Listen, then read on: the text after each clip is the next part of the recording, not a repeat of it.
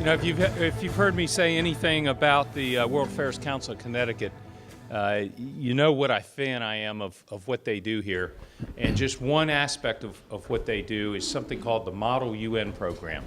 How many of y'all have heard of the Model UN program? Is everybody pretty familiar? Okay, I mean, I have to tell you, I think the number this year is like 960 some high school students participating in this program. I mean, how great is that? I mean, it's absolutely fabulous. I would like to ask, we're lucky, we have the Vice President, Neha, is that how we say your name? Would you come down and join us for a second, just in case somebody doesn't know a little something about this program, have a chance for her to mention a few things about it. Good afternoon, everybody. I'm Neha Janakota, and I'm this year's Vice President of the World Affairs Council's Model United Nations simulation. I'm so excited to be working with this year's cohort of officers from all over the state. Hi, everyone. Y'all are looking pretty spiffy today.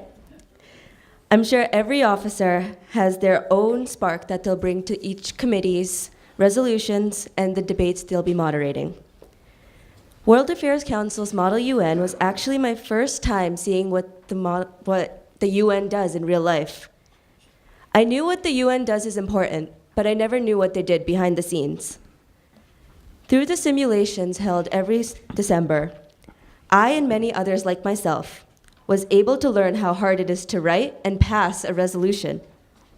Last year, for the resolutions us officers wrote, it took us the entirety of 2 days to come to a consensus. Delegates were able to create amendments. They were able to write new resolutions. They were able to successfully communicate with other delegations. I've never seen this type of manner of team building anywhere else but this Model UN simulation. This simulation is one I'm grateful to be part of. It taught me how to speak out in front of a crowd of my own colleagues, to talk about my proposal for a resolution or in front of all of you today. Model UN has taught me a lot how to present myself, my school, my country, with honor and grace. It's such an honor to be this year's Vice President, and I'm so excited to make this year another great year of Model UN. Thank you.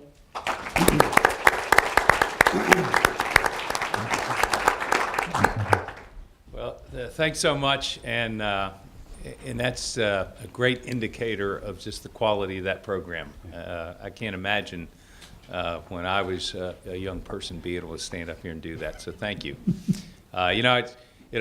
Colonel Hill's been here all day sitting next to me, and he reminds me of another Army colonel I know. His name is also Bob, interestingly, and Colonel Bob is a good friend of mine. And something happened to me, he shared with me recently, I want to share with you. He has two younger brothers, and the two younger brothers, their dad called him up and said, "Hey, I need you to come see me." So they went over to see him, and his father was kind of getting up there in age and said, "Boys, all my life I've given you everything that I have, and you all have been very successful in your walks of life, and I've got a request for you if you could, and that is, I know my time is about done, and I'm going to pass on to the next phase, the great beyond, and I'm not really sure what that's going to be, but I want you to do me a favor. When I pass, would you please, kind of put some money in my casket so that whatever's out there, I have some resources to get up on my feet and to stand up."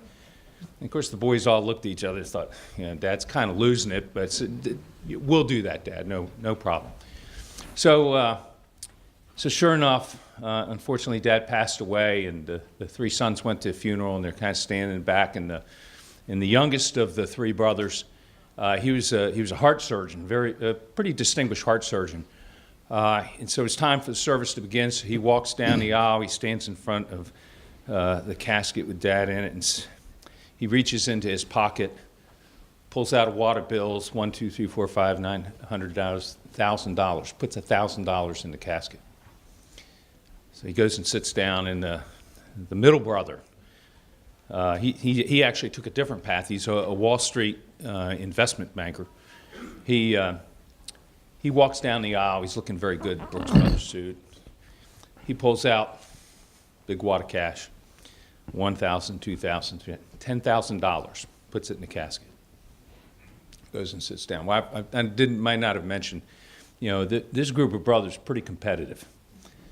So Bob walks down the aisle, stands in front of the casket, reaches into his pocket, pulls out his checkbook.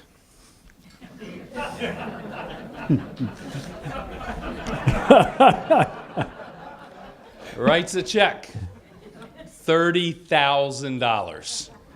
Puts that check into that casket, takes his $11,000 in change, puts it in pocket, and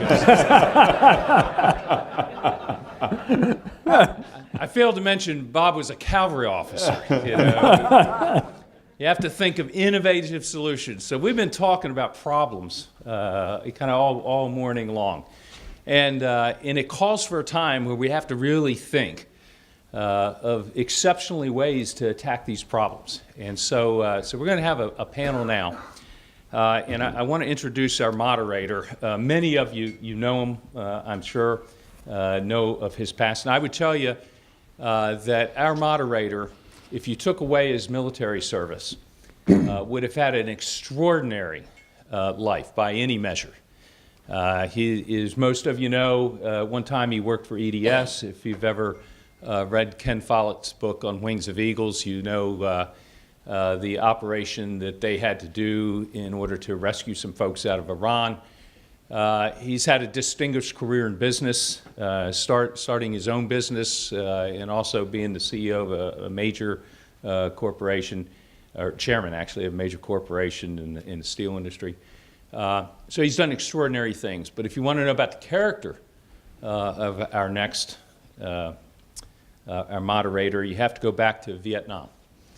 And in a battle in which he had been assigned after graduating from West Point, going to Stanford for some advanced education, assigned to a unit in the 82nd Airborne, and with very little experience, suddenly found himself in command of a really ad hoc company that was way under strength of soldiers. And on mission, went out and became engaged with a far, far superior force of North Vietnamese regular army and also with a Viet Cong, portions of Viet Cong regiment. If you have not ever gone to the Medal of Honor Society website, I would encourage you to do it. Or looked at the YouTube video where they have his interview. I would encourage you to do it. It is an extraordinary story of courage, perseverance, and leadership. And so because of the events of that day, he is a recipient of our nation's highest military award for valor, the Medal of Honor. So it's a privilege, I know, for each of us to be able to be here on the stage with Paul Buddy Bucha, recipient of the Medal of Honor. So Buddy, over to you. Thank you very much.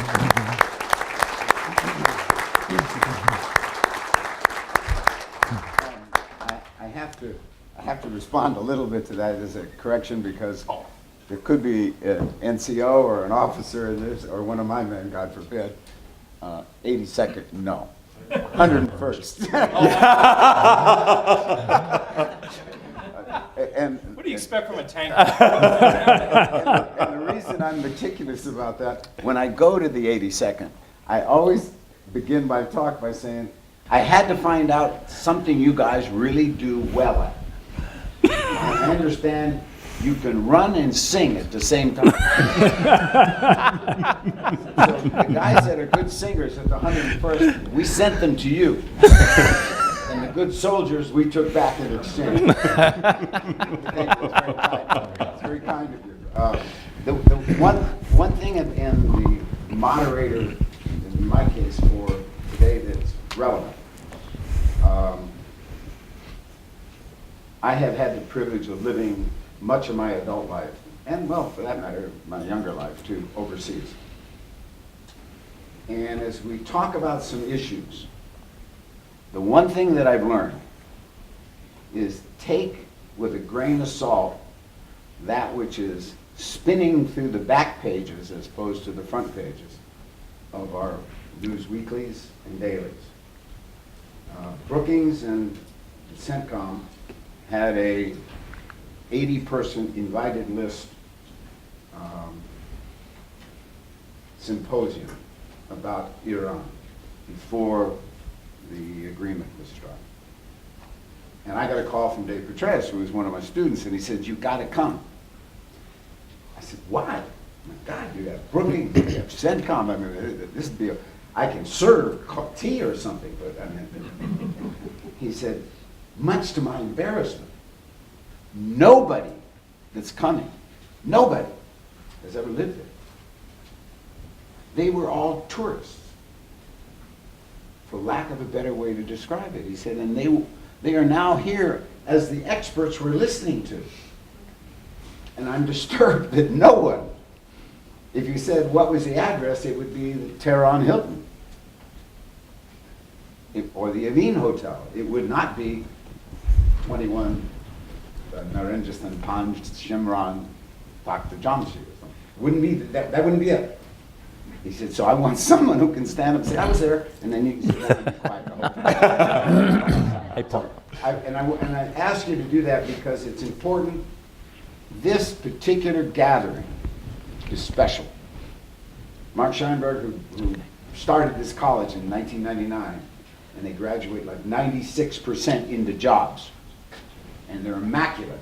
Students respect the assets they've been given.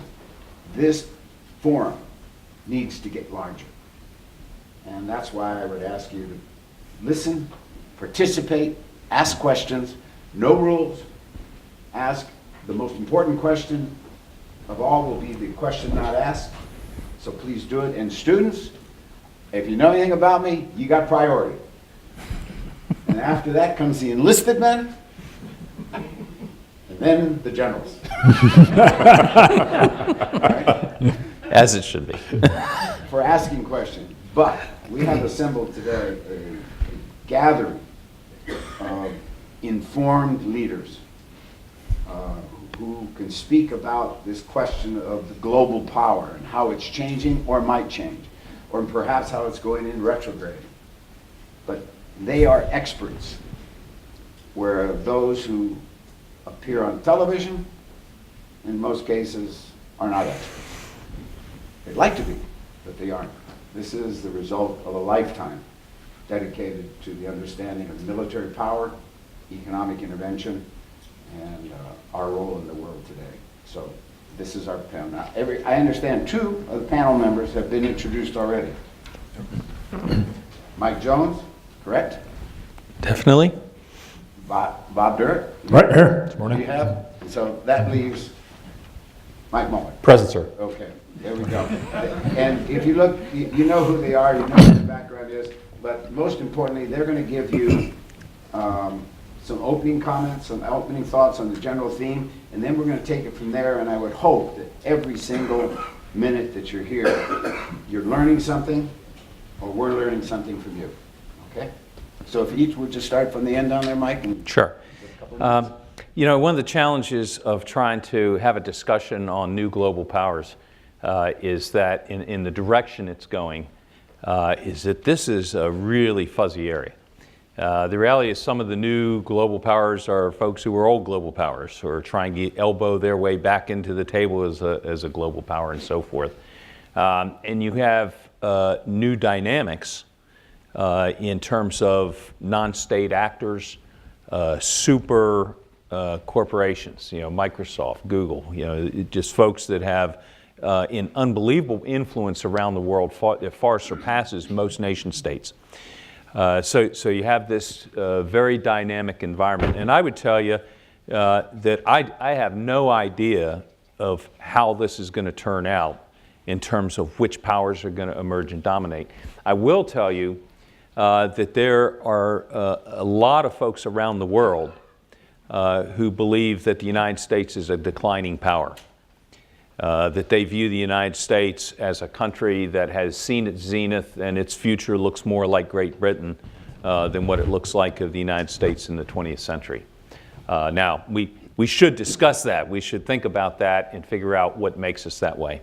There's also a lot of other thought that says, you know, at the end of the day, although there are rising economic powers in the world, we're going to have a panel on China here in not too long, certainly has the potential based on population and potential to become, global economic power. They're vying certainly to grow their military power. On the other hand, we have three legs to this stool. There is economic power, there's military power, there's also diplomatic power. That diplomatic power is based on a lot of things, including your values, what you stand for, how you treat others, all kinds of other dynamics to that. And so the question is, can they become a dominant global power by having all three of the legs of that stool? So there are many folks around the world that still believe that the only country around the world that can exert true global leadership is the United States, that it has the economic power, it has the military power, and it has the diplomatic power or the moral power to be able to be a global leader. But that is clearly not certain. That it's a stage of competition, and clearly there are other powers around the world who want to become what the United States has been over the post World War II era. And so with that, I'll put that on the stage as we just don't know. We have a lot of thoughts and contrary, opposing thoughts around the world on how this is going to develop. Thanks, Michael. I'll start with a quiz. Just look of fear on faces, I see. How many of you have actually had a chance to read the 2018 National Defense Strategy? Oh, good. So I can say whatever I want about the strategy, and no one can debate me. Well, as I was preparing for the panel, and just so you know, I feel like a 6-amp guy in a 10-amp panel, by the way. So I was struck by how I think for all of us, over the course of our military careers, it has aligned with the national military strategy, now the national defense strategy. When I came into the Air Force in the 1980s, the overarching strategic objective was strategic deterrence of the Soviet Union and an enduring, strong commitment to NATO. I reflected on that because I was a 24-year-old B-52 aircraft commander who spent every third week of the month below ground in the alert facility with my crew prepared to take off within 6 minutes of the klaxon sounding with 22 nuclear weapons on board. So it was truly a different world. But from there, then you transition into the 90s, and the focus had completely changed especially after the fall of the wall, to conventional operations and regional threats. Desert Shield and Desert Storm, and then concerns about what North Korea was doing in the Pacific, changed the focus from the Soviet Union, Russia, to this regional, more regional, conventional requirements and missions. Then you obviously transition to the 2000s, and after 9/11, the entire focus is on combating terrorism and violent extremist organizations. First, initially in Afghanistan and in Iraq, and then it becomes a global conflict with the United States involved around the world. So multiple deployments. If you are in the armed forces in the 2000s, you deployed multiple times, obviously, most of us to the Middle East. Come to the 2010s, if you will, 2010, and the shift, there's a shift. It's subtle at first, and then it changes from a almost exclusive focus on counterterrorism to a pivot to the Pacific. And the concerns about a rising China, as Mike said, and a resurgent Russia. The beginnings of the return of a great power competition.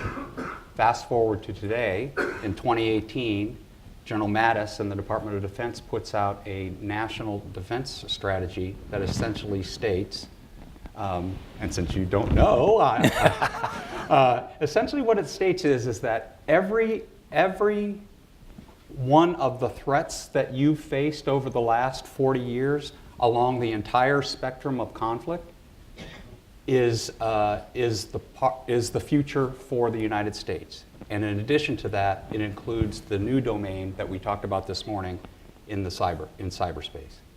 So that drives a fundamental change in how we think about national security for the future. So I'm looking forward to the conversation. Good, thank you, Mike and Mike. Paul, oh, I'm gonna turn down the volume on this one. Put a little bit further away from me here. There we go. You know, the great introductions already. The subject of this panel is New World Powers.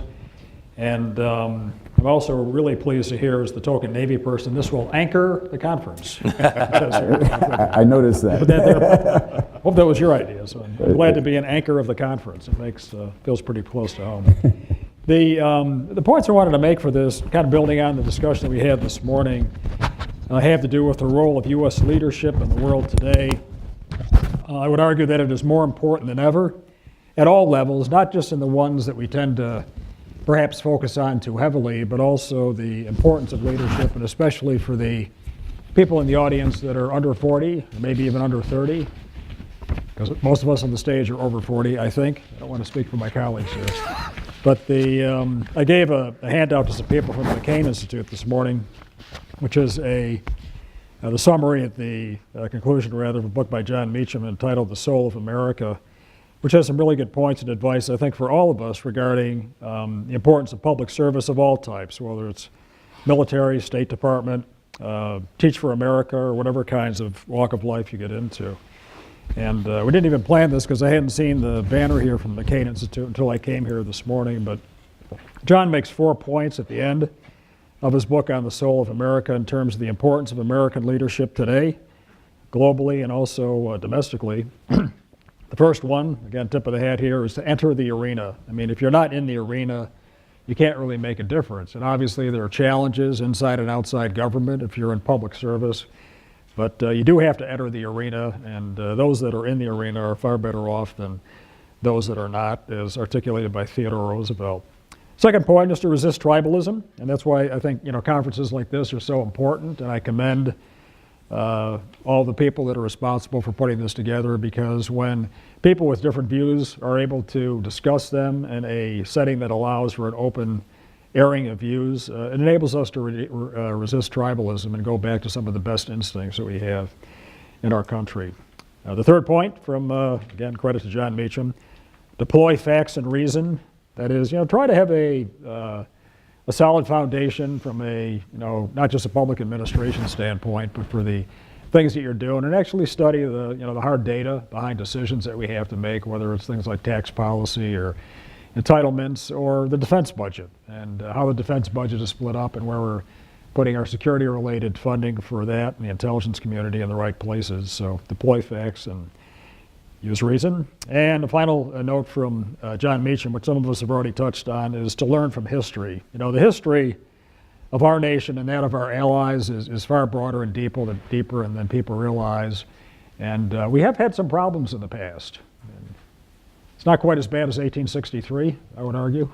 And I think if you take a look at the breadth and depth of American history, you'll find important lessons that have application to the current era, and ones that will give you confidence that we'll be able to mount whatever challenges we're facing domestically or internationally and take us well into the future. So 4 really good points in a book that I would commend to all of you on the importance of public service. We also had 3 questions for this panel that I'd just like to touch on briefly. I've already talked about the first one, which is the role of U.S. leadership in the world today and some of the foundations for that leadership.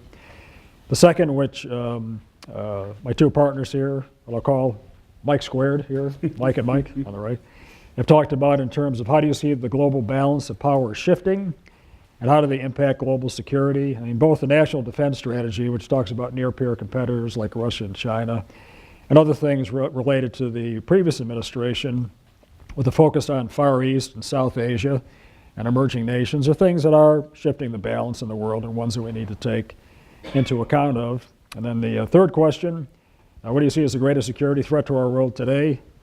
Don't take this too grim, but in my mind, there's no question, and I didn't raise my hand last night at the dinner and tell you what I thought the top one was, but I don't think anything comes close to nuclear weapons. It is the only existential threat that we have to the United States. It is the only thing that could bring this country to their knees, probably through an accident or something along those lines. But I think that if you look at all the different types of threats, whether they're regional or transnational, there's no question in my own mind that the thousands of nuclear weapons that we have deployed around the world today are far and away the most significant security threat that we have. And to some degree, we as a nation and our allies have kind of taken our eye off the ball in the last 15 years or so, away from that existential threat, and one that we need to be very careful about. I don't want anybody in the audience to think there's reason for recent concern or any developments in the last months or years that would raise this, but for some of us, it's always been at the very top of the list, and probably needs to stay there. So, just some introductory comments, and it's good to be with all of you today. Thank you. Tom, I'm going to ask you a follow on to what you were just talking about. Recently, I was given a brochure prepared by a who's who of American military personnel and their firms about the need to build nuclear power plants, specifically in Saudi Arabia. And if we ever had peace with Iran, they would be at the front of the list as well, because they were there when we tried to do it 20 years ago. Question being today is, how can we accept the threat that nuclear weapons represent to us, and at the same time be building plants where we will bring nuclear technology into the heart of the Arab world? Yeah, there are, I think that can be done successfully. In fact, we have arrangements under several international agreements, which Mike is probably familiar with because he's actually handled nuclear weapons, to provide assistance to countries that want nuclear power generation, but to do so in ways that provide guarantees that the nuclear power generating capability they have cannot be transferred into weapons. However, the first part of your question, Paul, which is more concerning, is that we have several countries that don't have nuclear weapons because they can't, and we have some countries that choose not to have nuclear weapons. Probably two pretty close to the top of the list are Saudi Arabia and Japan. Those are two countries that have chosen to not become nuclear powers, but they could, especially because of the relationship between Saudi Arabia and Pakistan, to some degree China, but indirectly. And also the Japanese. I mean, they could become nuclear powers immediately. So I think the broader challenge there is one related to proliferation and trying to keep as low as possible the nuclear arsenals that currently exist around the world and make sure that we don't have too many more countries joining the family of nuclear powers, as happened in the 90s with Pakistan and India. Yeah, I think there are a couple challenges here. One is a behavioral issue, and one is an international norm issue. One of the challenges that we have is that really for hundreds of years we established a set of international norms by which countries would behave, and when they didn't behave in accordance with those norms, there were penalties. Post-World War II, we instituted more of those with Geneva Conventions and so forth, introduction of the UN Charter, that tried to establish norms by which countries would deal with each other. And so what we've seen, I think, and I'll be honest, partly it is our fault, we've been a participant in this, is that when you don't abide by international norms, you begin to break down the adherence to it. Now, there were always some violators along the way, but when you begin to ignore the violations, it starts to create this generic breakdown. And it's just like it's the application of the law. If you have a society that's ruled by law, but then you start picking and choosing which laws, or picking and choosing who you enforce laws with and who you don't, it begins a degradation of the rule of law. And so I think that's the bigger issue. We have norms, we have agreements that have been made and all that. The question is, can you allow an increase in that kind of technology if you don't have a commensurate adherence to the international norms, international law that we've established? So that's the first thing. The second is the behavioral piece. And again, I think we've created a dilemma. If you don't disincentivize weaponization, and you incentivize weaponization on the other side, then it creates a problem for people to want to proliferate these weapons, which we would all agree we'd be better off without. So the case study I would use is Libya. And that is, we had an opportunity, and again, I'm not going to make a judgment on our decisions at the time. I'm kind of part of the problem, I suppose. If you're looking at this from the outside, and I'll use North Korea as an example, if you were in their shoes and you looked and you said, okay, so I'm looking at two countries, one of which is Libya, it has a WMD program, et cetera. It gives, Gaddafi gives it up, had that turnout. And then I look at another country that, and I'll use Iran as an example, that stays on a path to weaponization, and how did the international community, how did the United States respond to that? And actually, by keeping that program, gave them great leverage and so forth for negotiation. So which of those two paths do I want to choose? And I suspect that may be in the minds of countries that are thinking about, hey, should I go the path of weaponization or should I not?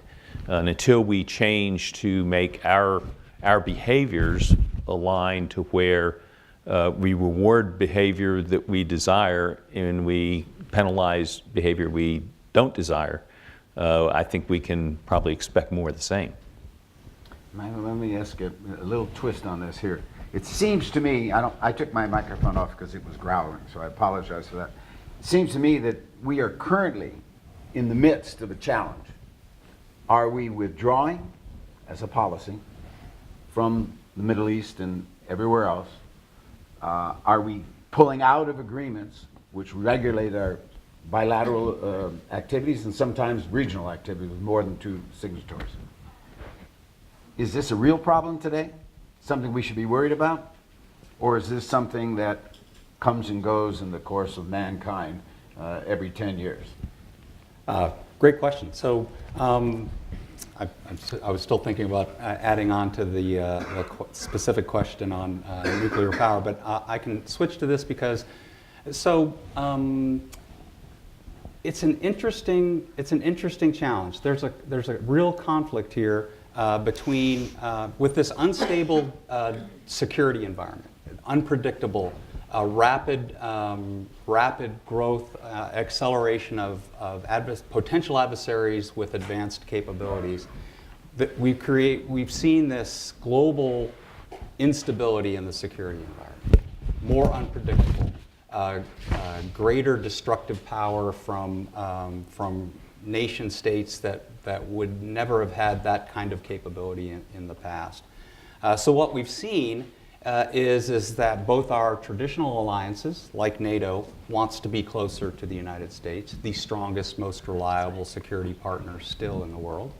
And we've also seen non-traditional partners like India, like Ukraine, I would argue perhaps even Vietnam, reaching and trying to hug the United States closer from a security perspective. At the same time, it may not be official policy, but it certainly is a global perception that the United States is looking inward and asking the question, what's in it for us? And what's in it for us is, whether it's from an economic perspective, whether it's from a diplomatic perspective, and certainly from a security perspective, the United States wants more. We want more resources, we want more access, we want longer and stronger commitments from our allies and partners. So that's the first conflict, if you will. That's that you get. So one of the interesting pieces in the unclassified portion of the National Defense Strategy is General Mattis had made it very clear. In fact, I brought this out as a quote. We must, this is a primary objective, we must expand our efforts to strengthen alliances while attracting new partners and semi-permanent coalitions to respond to strategic surprise. So the idea that the ideals that we started with at the very beginning of the forum about the importance of being globally connected, General Mattis and the National Defense Strategy actually lays it out as a requirement. we must engage globally. We must expand our partnerships and relationships beyond what we've done in the past if we are to respond to this new unpredictable world. So, Yeah, one of the things I'd point out, the issue of are we engaging more or are we withdrawing, engaging less? What I would tell you is I try to discriminate between what we say and necessarily what we do.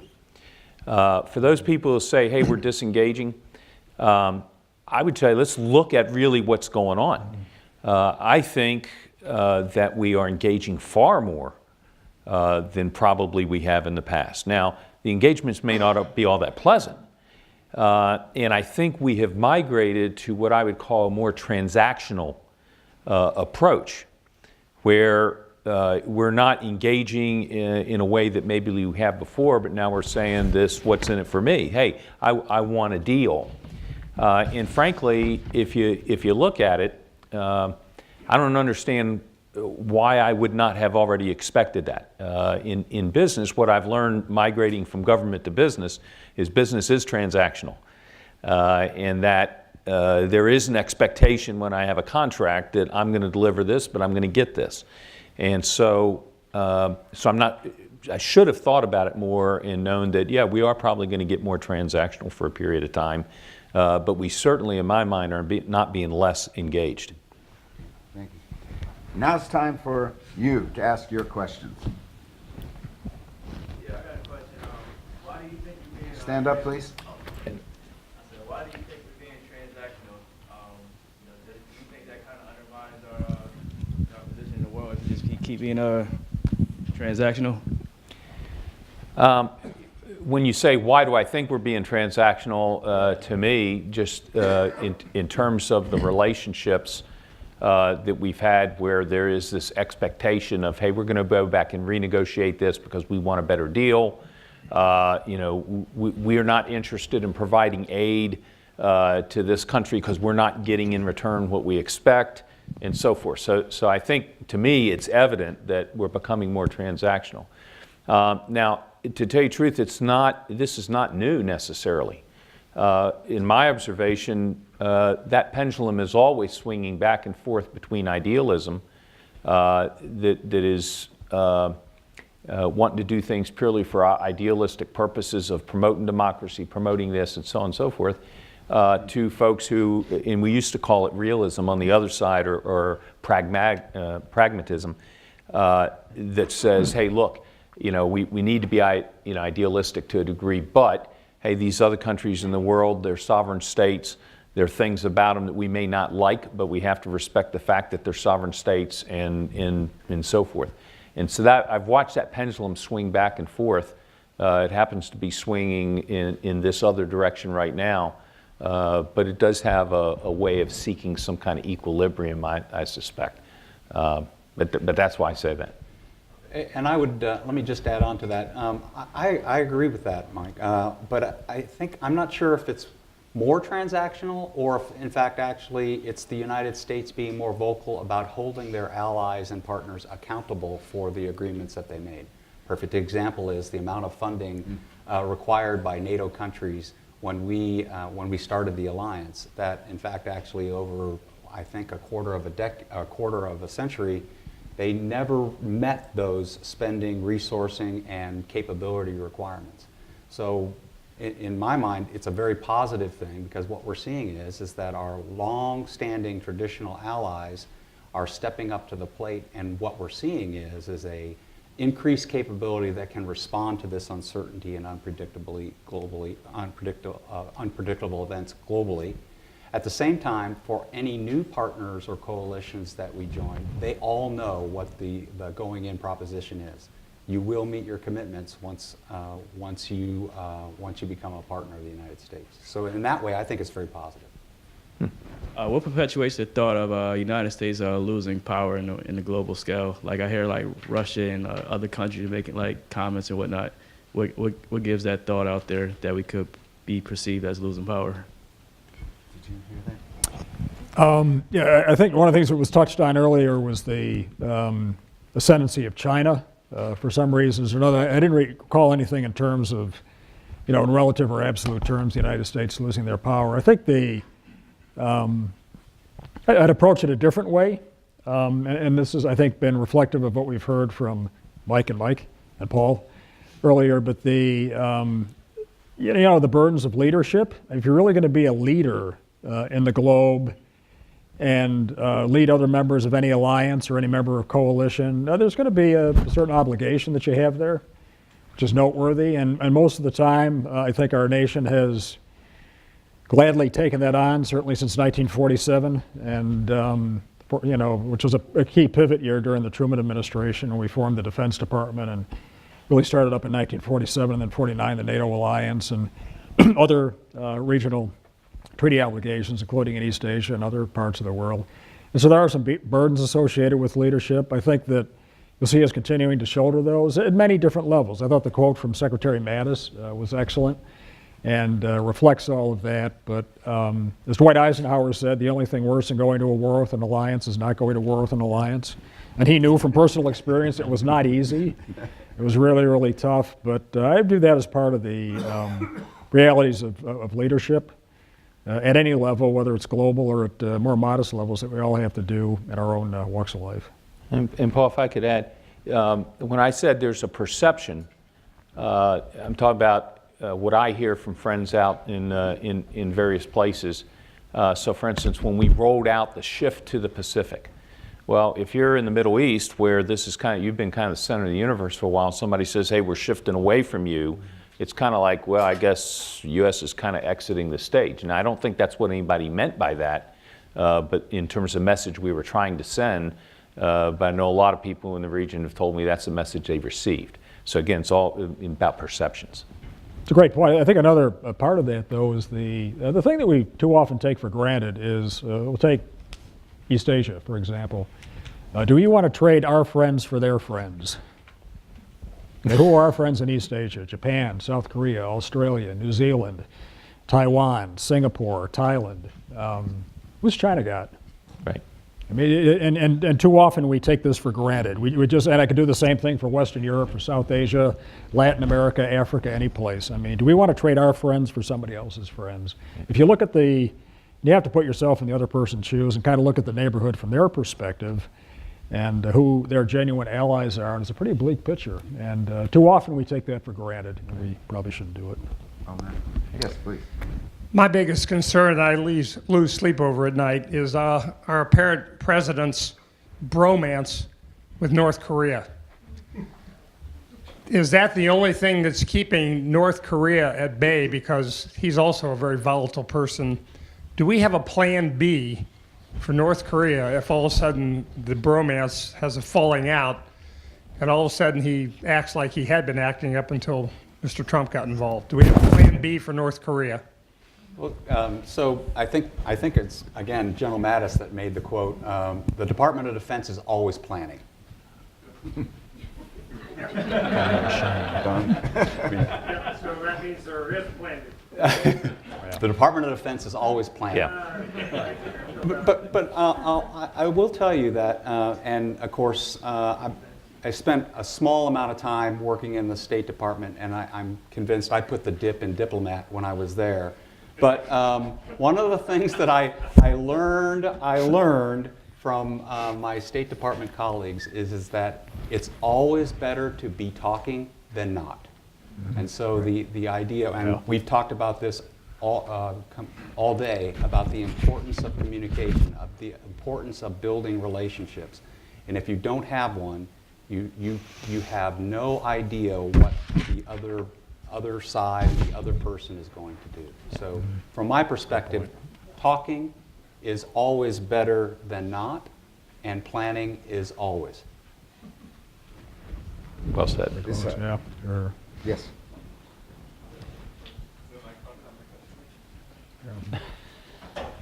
I warned you. My name is Joey Corman. I'm an officer with Mala UN. And so my question is, post-World War II, the other superpower, the USSR, has been pretty antagonistic with us. And then now these two countries, China and Russia, are both considered similarly antagonistic with us. My question is, do you think that we would really be having a discussion like this if the countries that were rising to power or challenging us as superpowers were our allies? And my separate question is, why do you think now that we're really talking about this, Russia and China opposing us as opposed to any other time in the past? Bob?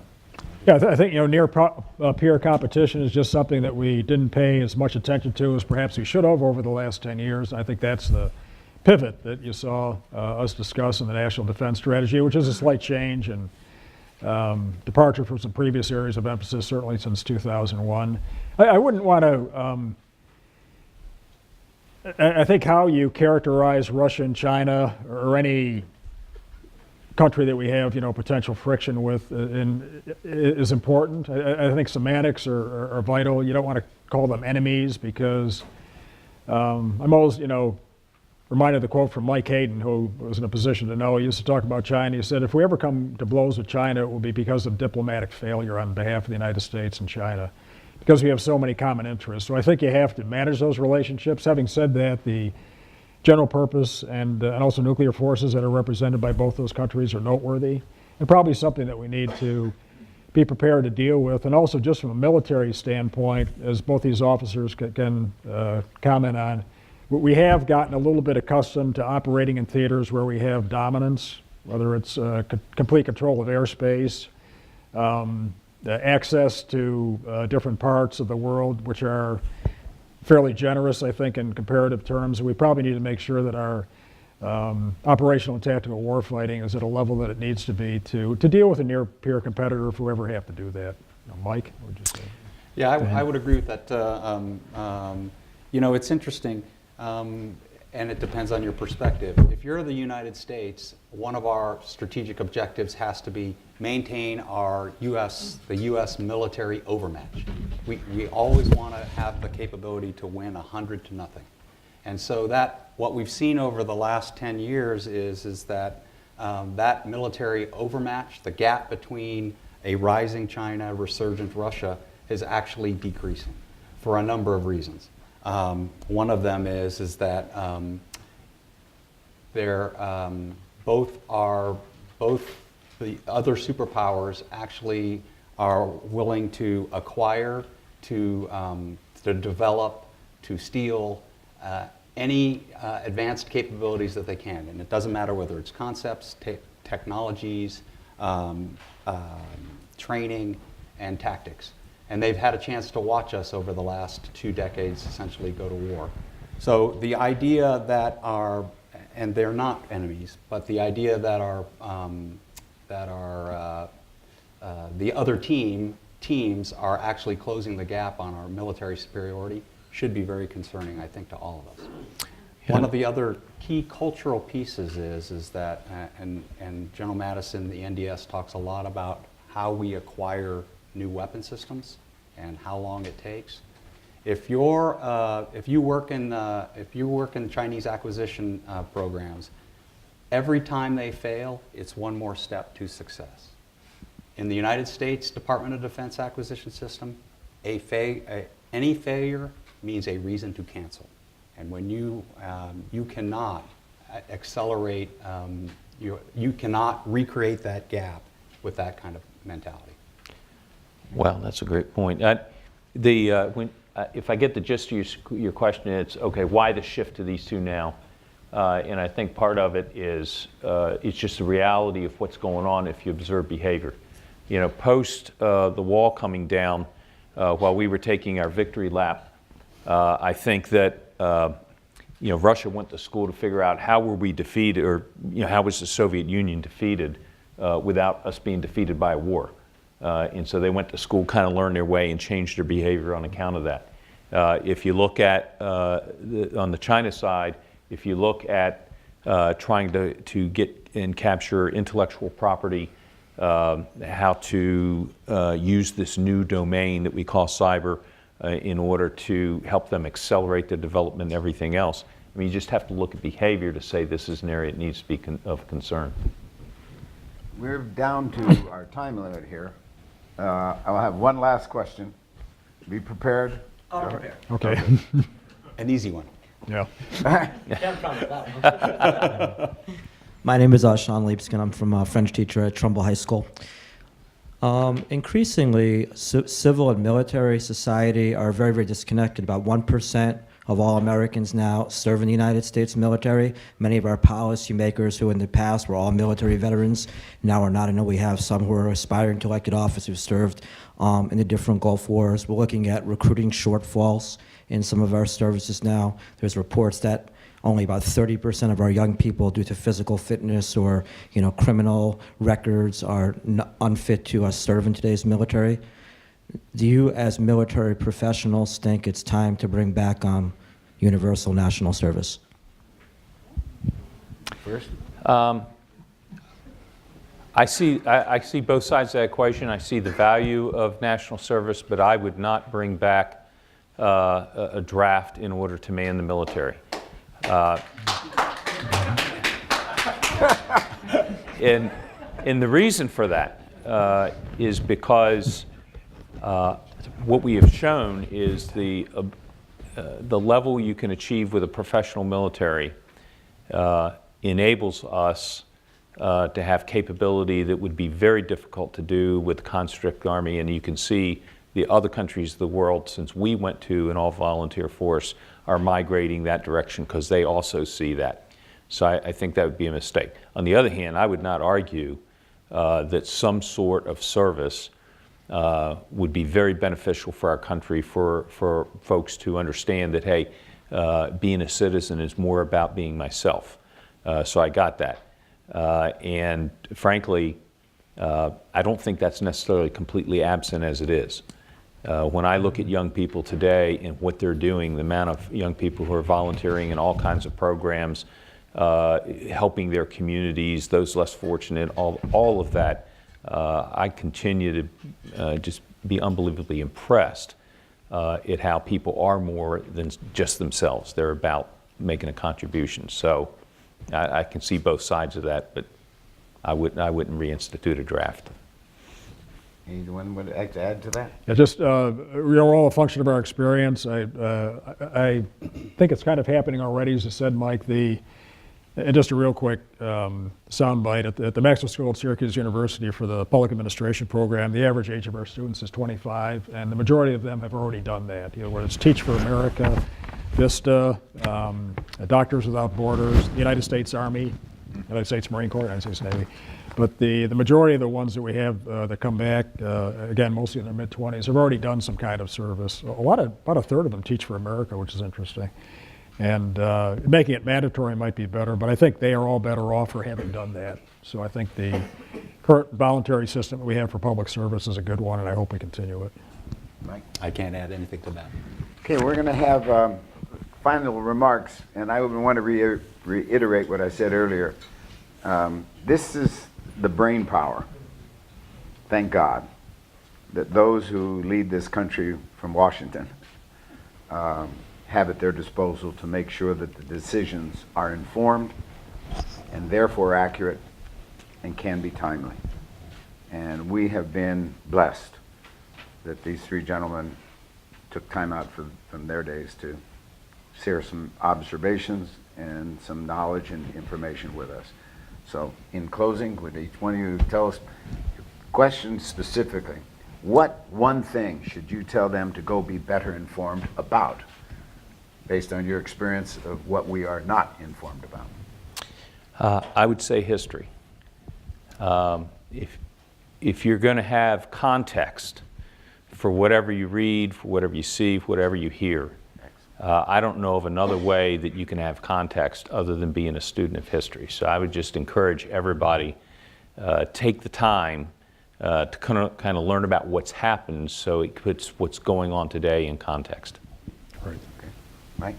I can only add to that by saying if you are going to spend time and you're reading, you spend your time thinking and reading, make sure that as part of examining history, that you look at the broad range of leaders throughout history and the leaders of today, because there are strategic leaders in today's world.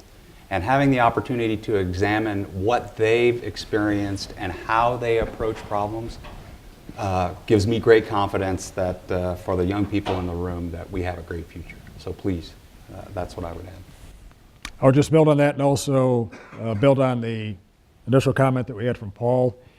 here in terms of having somebody that actually lived in Iran. But getting back to the points you made earlier, enter the arena. And that might mean extra pages in your passport. It might mean doing things at an Indian reservation in North Dakota. It could mean a lot of different answers. But for all the younger people in the room, dive right in and get that basic experience that you need, because there's no substitute for it in the future. And the leadership responsibilities you're going to have to shoulder in the decades ahead will be substantial.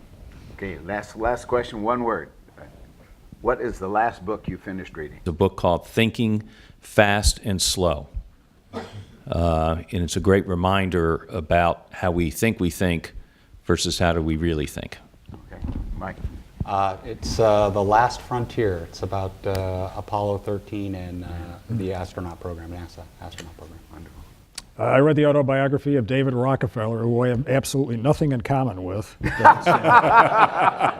it's an excellent book, including his Army service, which is really, really interesting. And a far more, a much greater public servant than I ever realized. So anyway. Thank you. Ladies and gentlemen, thank you for everybody.